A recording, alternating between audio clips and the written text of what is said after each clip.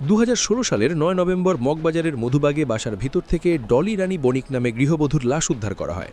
16 November Ramna থানায় হত্যা মামলা হয়। তদন্ত করে রহস্য বের করতে পারেনি পুলিশ। 2012 সালের 24 সেপ্টেম্বর হাজারীবাগে বাসায় 12 বছরের স্কুল ছাত্রী তাসনিম রহমান করবীকে শ্বাসরোধ ও গলা কেটে হত্যা করা হয়। দীর্ঘ সময় তদন্ত শেষে গত বছরের 25 এপ্রিল আদালতে চূড়ান্ত প্রতিবেদন দেন তদন্ত কর্মকর্তা সিআইডির পুলিশ পরিদর্শক মইনুল ইসলাম। করবীর মা আফরোজা ফারহানা আহমেদ এ প্রতিবেদককে বলেন, আমার বিশ্বাস আল্লাহ আমার ভাগ্যে রাখেননি।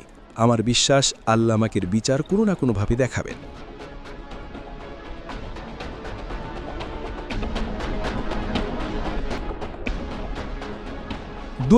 সালের 27 আগস্ট পূর্ব রাজবাজারের নিজ বাসায় খুন হন টেলিভিশনে ধর্মীয় অনুষ্ঠানের উপস্থাপক মৌলানা নুরুল ইসলাম ফারুকী। মামলাটির তদন্ত কর্মকর্তা পরিবর্তন হয়েছে অন্তত 5 বার। এখনও রহস্য উদ্ঘাটন করতে পারেনি সিআইডি। 2013 সালের 21 ডিসেম্বর রাজধানীর গোপীবাগে বাসায় লুৎফর রহমান ফারুক সহ 6 জনকে গলা কেটে হত্যা করা হয়। এই ঘটনায় মামলা হয় ওয়ারি থানায়। সেই মামলার তদন্ত প্রায় 11 বছরেও শেষ হয়নি। আরও খোঁজ নিয়ে জানা গেছে 2018 সালের 20 নভেম্বর একাদশ জাতীয় সংসদ নির্বাচনে যশোর 6 কেশবপুর আসনে বিএনপির মনোনয়ন প্রার্থী আবু বাকার আবুর লাশ পাওয়া যায় রাজধানীর বুড়িগঙ্গা নদে।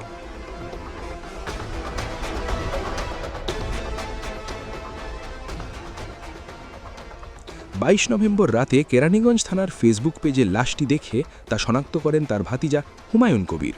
এখনও আবু হত্যার ক্লু বের করতে পারেনি তদন্ত সংস্থা। খুনের রহস্য উদ্ঘাটন নিয়ে কাজ করে পিবিআই ঢাকা ও যশোর জেলা।